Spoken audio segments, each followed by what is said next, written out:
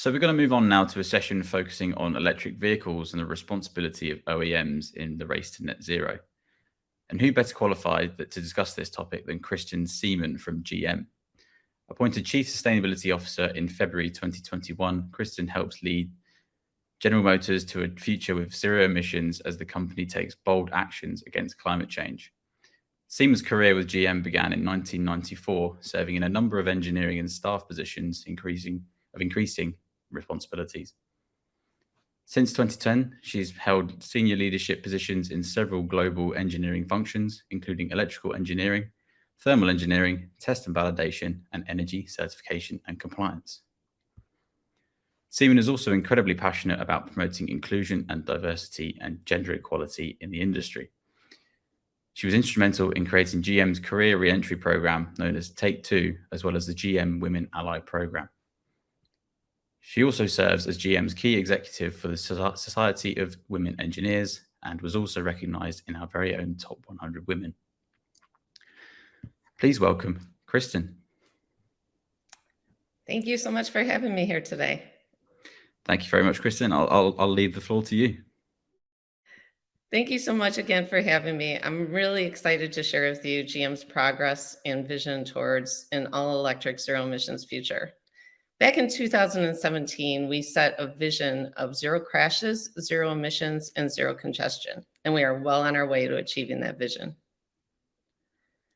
General Motors is really in the midst of a transformation that includes our accelerated transition to both EVs and AVs. We're making and taking bold actions to move our business to carbon neutral. And for each and every one of us at GM, this is the answer to why we exist. This is our purpose. We pioneered the innovations that move and connect people to what matters. It's a simple but very powerful statement that honors our heritage of innovation, captures who we are today when we're at our best, and really looks forward to what we can accomplish in the future. Science has shown that 2020 really marked the start of a critical decade for the world to come together and take drastic action to limit global warming to 1.5 degrees Celsius. We've seen how the impacts of climate change can directly affect people's health and lives. In the past year alone, frankly, in just the past week, we've seen dozens of natural disasters that jeopardize the health and safety of millions, whether it be wildfires, floods, tornadoes, droughts, severe snowstorms, etc. So we need to take action now to address this. So to do our part at GM to help curb environmental impact and limit global warming, we're taking action towards the future with zero emissions. Back in 2021, GM announced our most ambitious goals yet, and those were to be carbon neutral in our global products and operations by 2040. And we also announced an aspiration to eliminate tailpipe emissions from new U.S. light-duty vehicles by 2035.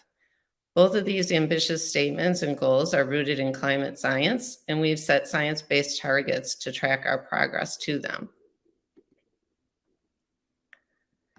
So our zero emissions all-electric future is underway right now. We're moving faster than ever. We plan to have capacity for 2 million units of EVs globally by 2025.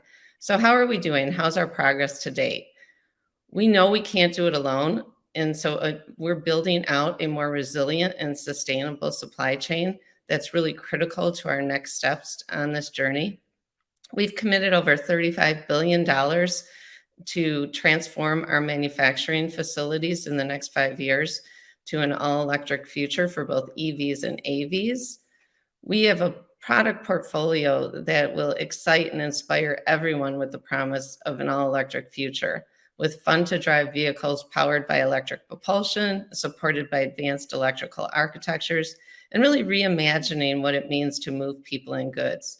The vehicles that are coming out are super exciting and beautiful. Can't wait to see them all in the marketplace.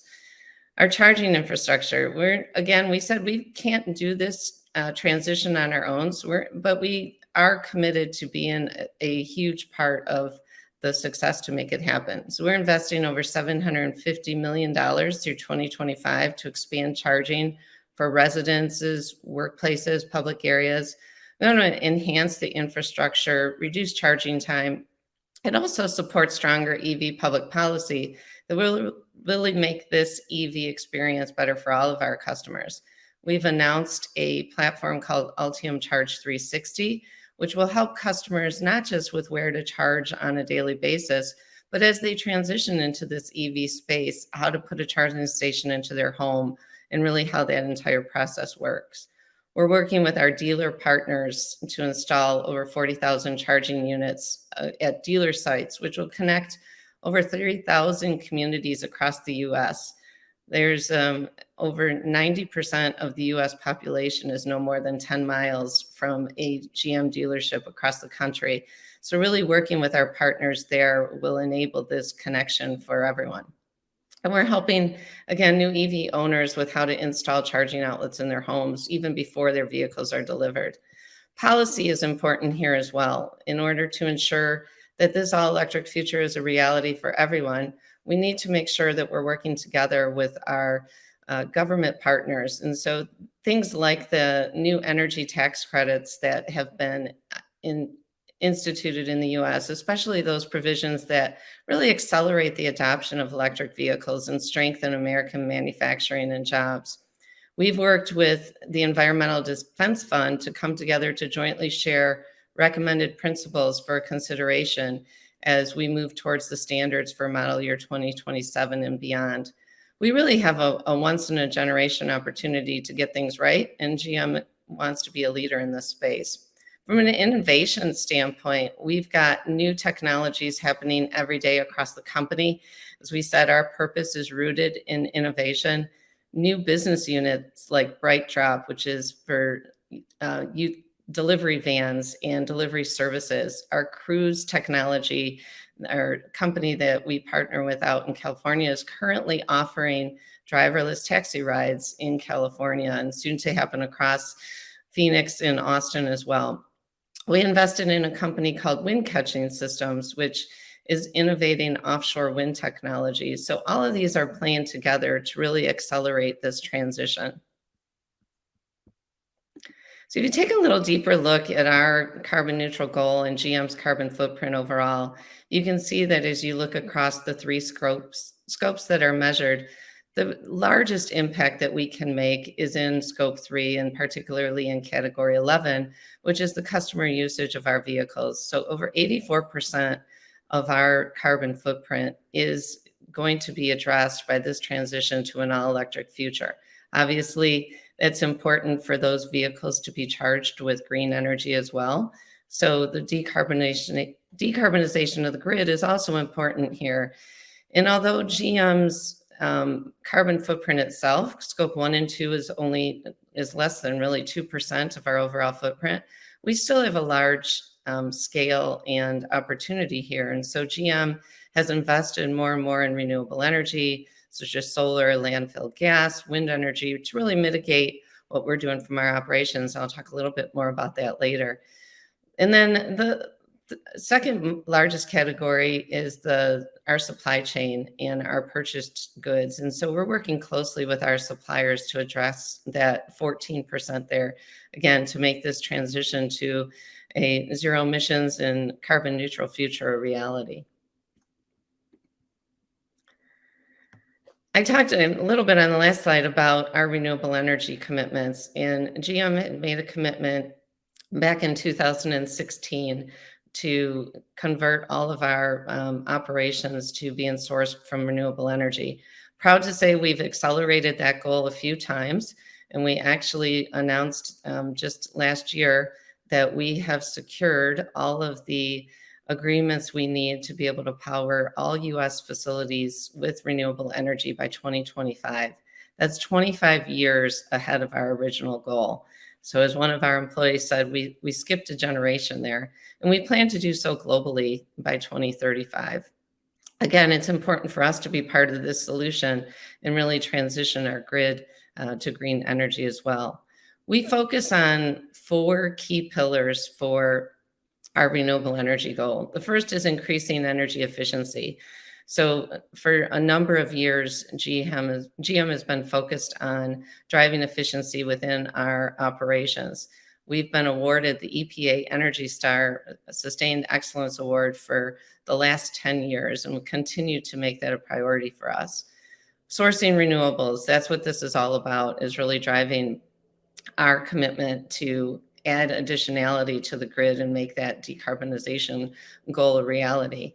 Also addressing intermittency. We're working with partners like PG&E on creating technology, not just to store energy for facilities, et cetera, but to use the electric vehicle car park as a vehicle to grid and to offer that for customers for their own home usage, et cetera. And then policy advocacy is also important here as we work with our partners in the government around policies that enable a carbon-free, resilient power system. And you can see here on this slide our partner with wind catching systems that I mentioned from an innovation standpoint, where they're taking offshore wind technology, and instead of the traditional large turbines that we're used to seeing, using an array of smaller turbines that's shown here. And it enables them to use much less real estate on the ocean floor, produce significant amounts more energy in the same space, and also can go farther offshore to avoid site concerns and other issues that have been traditionally associated with offshore wind. So really excited with our partnership there. So what else are we doing? Our sustainability journey and goals have been in place for quite a long time. You can see some of the other ones on the slide here that we are making great progress to. Are reducing our operational energy intensity and water intensity by 35% by 2035. We have a goal here of achieving over 90% waste diversion from landfills. We've already exceeded that goal and continuing to make progress there on more efficient ways to eliminate waste. Our sourced materials, I talked about that being a significant part of our carbon footprint. And so we really are working with our suppliers and new innovations to find materials that are more sustainable. And packaging is also important for us to ensure that that's 100% returnable. And then our supplier sustainability program really does drive the partnership across our supply chain. If we think about what we're doing today from a recycling or sustainable material content, we've actually done a lot in our history. As we transform our business to really support the production of electric vehicles, we're really thinking about this from an entire life cycle. So not just on recyclability, but reusability, and also working to ensure that the materials we start from are sustainable right from the start. We will accomplish this through comprehensive commodity management plans, working with our suppliers, very focused on materials such as steel, aluminum, plastics, EV battery cell materials, textiles, and many more. And this will represent over 90% of the CO2 emissions that are generated from our vehicles, and is really part of our implementation strategy long term. This plan really drives collaborations with our suppliers, applies data-driven strategies that can be customized to the specific attributes of each commodity, and really looking for, from the start of creation, working with our design engineers and our suppliers, how we design these innovations, these technologies, and these processes and materials in from day one. So we talk a little bit about our supply chain. We have announced over the past year that we've localized as much of the supply chain as possible and have secured all of the battery raw materials we need to support our goal of 1 million units of annual capacity in North America by the end of 2025. This includes things like lithium, nickel, cobalt, full CAM supply. And sustainability is really being integrated into the entire supply chain strategy. Our EV batteries will be made with as much recycled materials and from increasingly advanced sustainable mining practices as available. We keep pushing our supply base, and they're pushing us, which is exciting. We have an agreement with Controlled Thermal Resources that'll supply lithium in a more environmentally friendly process than traditionally done. And we have the first rights of the production that will come from the Salton Sea area. In fact, there's enough lithium in that area to meet all of the United States' projected future demand for lithium and 40% of the world's demand. We have a multi-year supply agreement for cobalt with Glencore, which is a company that really shares our commitment to create strong, sustainable, and resilient supply chains. So as you can see, we're working day in and day out to ensure that this transition and our supply chain is more resilient and more sustainable, as well as we make the transition to an all-electric future. So how are we doing that? One of the things we did was last year, we actually instituted, actually in 2021, a supply pledge with our partners to really ensure that we were making these agreements together. We know that they are committed to work with us and help us achieve our vision of zero crashes, zero emissions, and zero congestion. And so we invited them to sign on to this pledge. And the pledge is unique because it calls not just for commitments around carbon neutral goals and transition to a zero emissions future, but also asks for them to make commitments around social and governance and human rights and fair operating practices. We ask them to work with EcoVadis and really drive those commitments within their supply chain as well. Proud to say that as of last year, over 70% of our total APV or our spend for the year has signed on to that pledge. And we're really seeing suppliers take ownership of this and really drive it into their tier twos, tier threes. And so this will just perpetuate into making this future better for all of us. So we talked a little bit about manufacturing. Manufacturing is really key to our success. We understand that our customers want and need options. So we're aggressively pursuing every aspect of what it takes to put everyone in an EV. We know it's going to take a lot. We've committed to have capacity for 2 million on the road by 2025 globally, and we're well on our way to achieving that. We've accelerated our plans to transition a number of times. We've committed over $35 billion between 2020 and 2025 to achieve this. And, you know, as we look at GM as a iconic manufacturer, really positioned to design, engineer, and produce EVs that will fit every lifestyle and price point. We're rapidly expanding our battery cell manufacturing in the United States. We've announced we currently are producing in Lordstown, Ohio, about to start production soon in Spring Hill as well. Our facility in Lansing is well on its way to completing construction soon, and an additional plant to be announced in the future as well. So, you know, vertically integrating battery production in the US and in our North American EV production capacity is going to be really important as this transition occurs. We're currently building Hummer EVs and SUVs in our Factory Zero plant in Detroit, Michigan. We have the Silverado EV and Sierra pickup trucks coming later this year. We've transitioned our Spring Hill facility to produce Cadillac Lyriq EV, and that's on the same footprint as the Ultium facility. And many more announcements that have occurred and coming in the future. It's really exciting to see this transformation happen and to see our manufacturing and UAW partners to be on this journey with us. And talk a little bit about our zero waste goal. You know, GM is committed to diverting, as I said, more than 90% of our operational waste from landfill incineration and energy recovery. There's really three main pillars that we use to achieve our goal and drive performance. The first is treasure hunts, where we work with local teams in our manufacturing and large non-manufacturing locations as well to bring the experts together from across the organization to look for opportunities where waste can be handled in a more sustainable way. We've led a number of these across our sites globally and continue to find and share best practices across the company, as well as sharing them also with our supplier partners as well.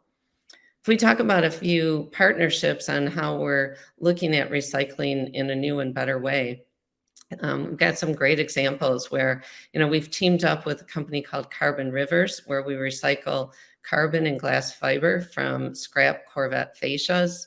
We are using what's called ASR, or automotive shredded residue.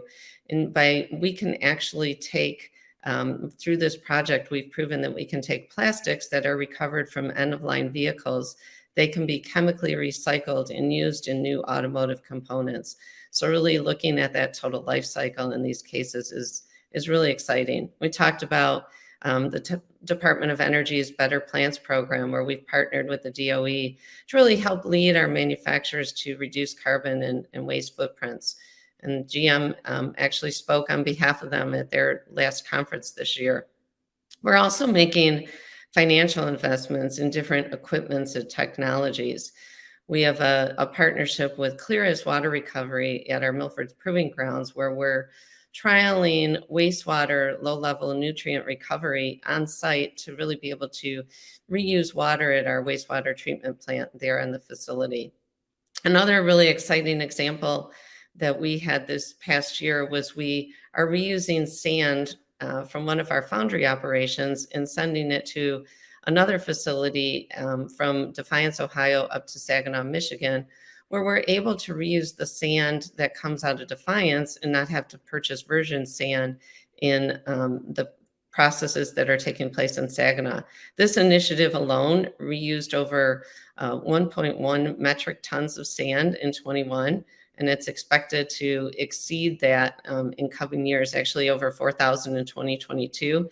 And also generating a cost savings of nearly $230,000. So as we look at sustainability and drive it into every point of our business, we're looking for those opportunities, not just to come up with new, better sustainable practices, but also to drive value into the business.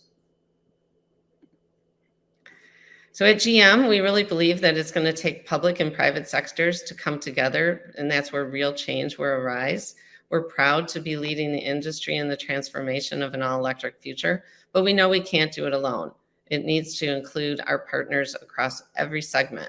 We want to put everyone in an EV, and it's our aspiration to be the most inclusive company in the world, along with our climate action framework that will accelerate that mission. So I'll talk a little bit about that here. In 21, GM made the decision to prioritize climate action in order to ensure that this all-electric future is inclusive for both our current and future workforce, customers, communities, et cetera. And it's really focused in four main pillars. The first is the future of work, where we're bringing our current workforce along on the journey and building a pipeline of diverse talent for the future. Talked about transitioning our existing manufacturing facilities to be prepared for this electrification that's happening across the industry. And then the second is EV access. Our portfolio and making sure that we have vehicles across every price point and segment, including things like ride sharing and transportation of goods and services with our BrightDrop vehicles as well. This is really in ensuring that everyone can take part in the EV future. The third is our infrastructure. As we look at ensuring that everybody has access to charging no matter where they're at. Again, GM has committed over $750 million to build out infrastructure across the country and to ensure that we're doing our part to solve this challenge. And then the last is our climate fund, where we've committed over $50 million to support grassroots and community organizations that are really working to close these gaps for electric future for everyone. And we're excited with the progress that fund has made already working with those partners. So I can't go through a presentation without taking an opportunity to show some of the exciting vehicles that are coming in our portfolio here. This again, as you can see, is really about providing a wide range of fun to drive EVs in every size, style, customer lifestyle, et cetera. We have a number that are being introduced over the next few years and many more in the pipeline. In our Ultium battery platform is really enabling this flexibility and to be able to use that consistent platform around such a wide range of products, including a partnership with Honda on an affordable EV portfolio as well. So you can see in the picture here, we've got today the Chevrolet Bolt EV, the most affordable all-electric car out there. The Cadillac Lyriq is in production, one of the most amazing luxury vehicles out there. Hummer EV Super Truck and Hummer SUV, which if you haven't seen the crab walk, the innovation in these vehicles just continues to excite our customers across the range. The Chevrolet Silverado EV pickup truck and Sierra we talked about. And then one of the most exciting to me is both the Blazer EV and the Equinox EV, which will start at around $30,000. So a very affordable all-electric SUV, really tailored to help families make a seamless, confident, and uncompromising transition to an EV future. So I really am excited with what's out here. And of course, the Corvette E-Ray is also on the horizon. So to talk a little bit about infrastructure and what GM has done to enable these amazing products to support everyone's lifestyles, we really need to look at what we can do. And I mentioned that, nearly 90% of the US population lives within 10 miles of a GM dealership. So by working with our suppliers and committing to that supply over 40, or I should say our dealers, to supply over 40,000 level 2 chargers at destinations where they decide is best for their community. It may be at a local high school, a community center, but really to solve the challenge for underserved rural and urban communities and work through that partnership to put this across the country. We're also accelerating with a partnership with Pilot and Flying J to put DC fast charging across the major thoroughfares in the US. We've committed and signed on to a number of agreements with major charging providers as well to enable this transition. Also, our Ultium Charge 360, which is really taking a holistic charging approach to the customer experience. So combining our mobile apps and integrating with the charging networks to make that connection for the customers very seamless. In fact, we are the first OEM to introduce a plug and charge feature that'll enable the current and existing and future EVs to be able to the customer to just sign in once, provide their information, and then when they connect to a public charging network across the US, they'll be able to just plug in and go and won't have to deal with all different systems and steps to be able to make that charging seamless. So a lot of exciting technologies and innovations that are coming in this space as well. To talk a little bit about our climate fund that I mentioned, we've pledged over $50 million and really focused on making sure that we have an inclusive, sustainable future for everyone. Our climate fund has already supported over 39 nonprofit organizations that are focusing on EV education, advocacy, charging access, and much more. It's really interesting and exciting to see some of the great things that are happening, whether it be training technicians on how to work on EVs out in California, providing ride-sharing services to senior citizens via EVs in other areas, and organizations that are working on addressing underserved communities that don't have access to charging. So it's really having a significant impact.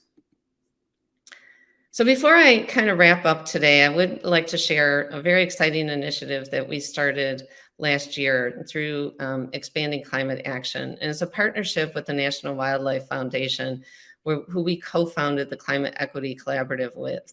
And the collaborative is really focusing on addressing the disproportionate impacts of climate change on vulnerable communities and youth.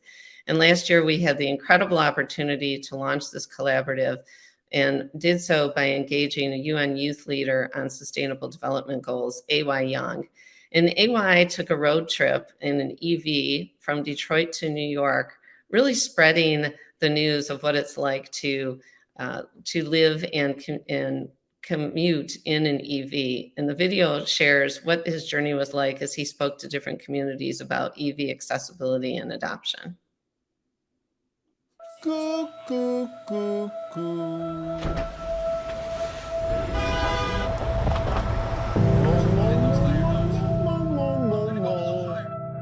I know music is the most ideal way to spread any message, and it's the most ideal thing to move minds. What kind of music do you guys listen to? You guys like music? It's evident for the habitat. I'm AY Young, founder of the Battery Tour and UN Sustainable Goals leader. Can we power the whole concert? The last 10, 12 years of my life, I've been storing energy from the sun through solar panels and powering concerts.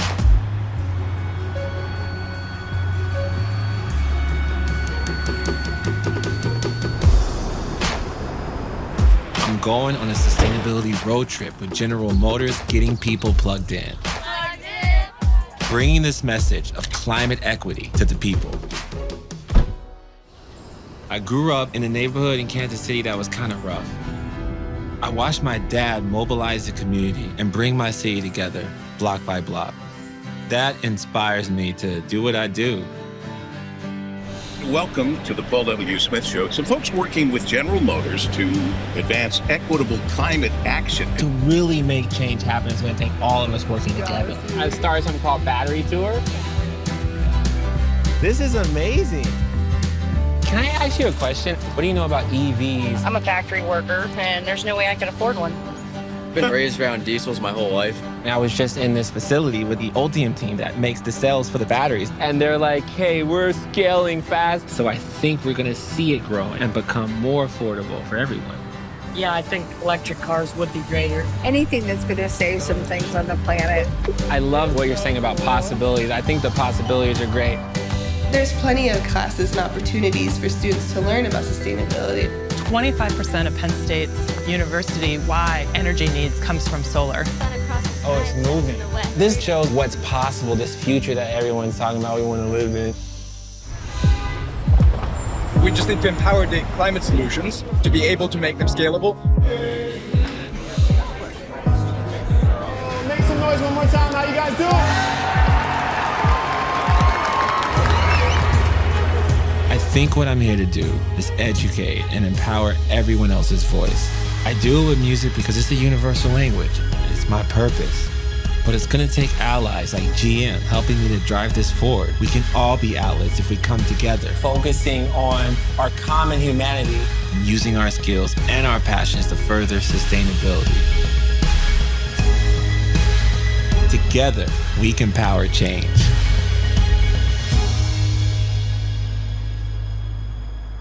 We're not burning fossil fuels anymore, bro. We're not burning you anymore.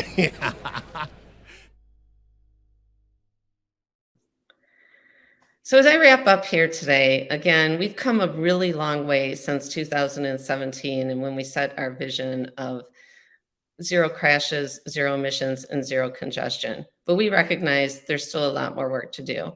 Our role at GM is not just to direct our own company's transformation, but really to lead and influence others. We want to set the standard that others will follow. We know it takes a lot more than just us. It'll take everybody on this journey to a safer, more sustainable electric future.